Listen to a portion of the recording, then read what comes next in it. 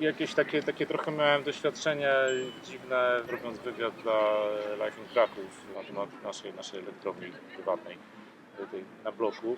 W ogóle pomijając to, że tam przekaz wypaczono, ale ktoś tam, kto prowadził to, bo wcale nie ci, którzy ze mną rozmawiali, strasznie chciał udowodnić bezsens ekonomiczny, nie? Że to jest zabawa dla jakichś zapaleńców, że długi okres zwrotu, a że tyle z problemów po drodze i takie strasznie polskie to wyszło z tamtej strony. Takie, że nie, lepiej nie, po co, przecież może lepiej lokata, może coś, tyle trudu. A lokata tutaj, wcale nie daje no takiego i zwrotu. tłumaczenie, że to nie... Jak Radek poprosił o sprostowanie, to wcale tego nie Tak, sprostowali. korygowałem to ze 4 razy i nawet po autoryzacji puścili zupełnie co innego. No i de facto powinienem zażądać, żeby usunęli chyba to zrobił, bo się nie walał.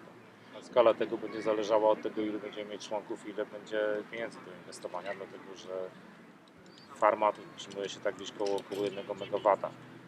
My będziemy mieli możliwość postawienia 1 MW, jak tak z głowy pamiętam, to po jakichś 5 chyba czy 7 latach dopiero.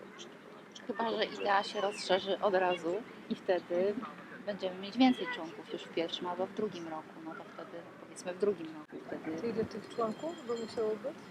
No zakładaliśmy 20, a potem 20 co najmniej co 15.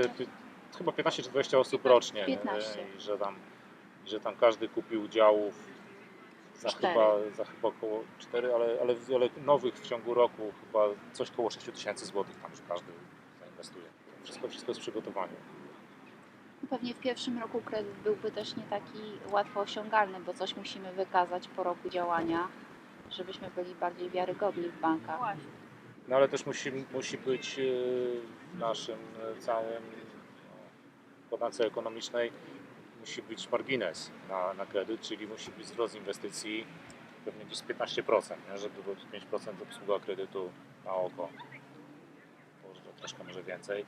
Jeszcze przypomniemy w pierwszych spotkaniach cele tej naszej spółdzielni, jakie mamy. Z jednej strony tak, są rozpisane i z jednej strony faktycznie jest ten cel inwestycyjny, z drugiej strony też te cele edukacyjne i tak jak Ty mówisz, stworzenie jakiegoś modelu, który będzie możliwy do naśladowania. Najważniejsze, żeby pokazać na żywym przykładzie, że to działa i to w sumie każdy powtarza, kto w ogóle jakąś inicjatywę rozpoczyna, że póki się jakiś pilotaż nie odbędzie, no to ciężko jest po prostu tych ludzi zmobilizować i faktycznie zachęcić do zaangażowania się.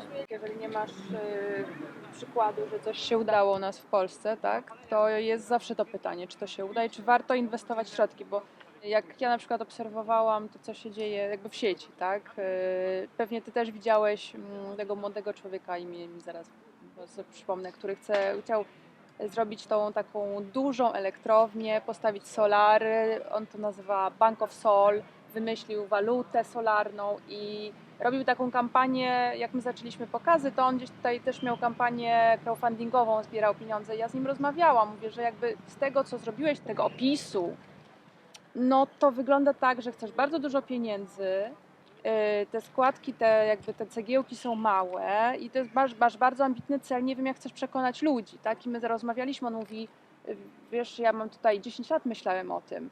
I to, co mówisz o tych spółdzielniach, kurczę, muszę się zastanowić, bo w ogóle nie myślałem, że to w ten sposób można. Myślał właśnie, że pójdzie do organizacji, że wesprze go WWF czy Greenpeace. Ja mówię, słuchaj, no my też rozmawialiśmy z Greenpeace'em, też tak myśleliśmy, już nie jesteśmy na tym etapie, nie? To nie tak działa. I jak zobaczyłam Waszą inicjatywę, jak się do mnie zgłosiłeś i jak to szybko poszło, mówiąc w skrócie, to pomyślałam sobie, że to, co mówią nasi bohaterowie w filmie, to jest rzeczywiście taki schemat, który można przekazywać, tak? Ale Warszawa już jest zainteresowana, bo mój znajomy, który dowiedział się, że jest taka inicjatywa w Krakowie, a działa w Warszawie, właśnie zaczął mnie trochę podpytywać, tak? Mówiłam, że my na razie jesteśmy w fazie rozwoju, ale że jak najbardziej jesteśmy otwarci też na współpracę, jak już jakiś model powstanie i że nie chcemy się zamknąć tylko właśnie tutaj lokalnie, tak? Żeby jak najwięcej takich inicjatyw po prostu powstawało w miastach. Jak podniosą rzeczywiście ceny energii, tak jak one zostały stopowane teraz przez ustawę, to okres zwrotu będzie jeszcze szybszy niż 10 lat założony. A ja zawsze odnoszę i to będę powtarzać, że 7 lat temu, 8 lat temu nikt nie wierzył w krakowski alarm smogowy, że będzie miał taką siłę wpływania, kreowania opinii, bo wtedy było bardzo duży ostracyzm, ale ludzie się jakby uparli, widzieli, że to jest idea, która powinna być rozwijana, bo na Zachodzie już też to było widoczne, więc do nas też dotrze taka świadomość większa, moim zdaniem. Chcemy dotrzeć może trochę z czymś innym, z tym przekazem na temat oszczędzania energii, albo z wiedzą, jak samemu zostać prosumentem dla tych, którzy chcą jednak coś tam zainwestować. No, chociaż oni będą dla nas konkurencją, no ale organizacja, którą tworzymy, to dla nas jest trochę nietypowa. Tu nie chodzi o to, żebyśmy wygryźli innych, czy stworzyli drugi Tauron, czy PGE, czy coś. Wręcz odwrotnie, tak? Najpierw chcemy ludzi nauczyć, żeby oszczędzali energię, żeby mniej jej potrzebowali. My nie chcemy im sprzedać więcej, chcemy im w ogóle sprzedać to tyle, co nie potrzebują. No i wszyscy są zaproszeni do tego, żeby się dołączyć i razem w tym zarabiać, a nie tylko to ma być dla jakiegoś wąskiego grona, dla nas.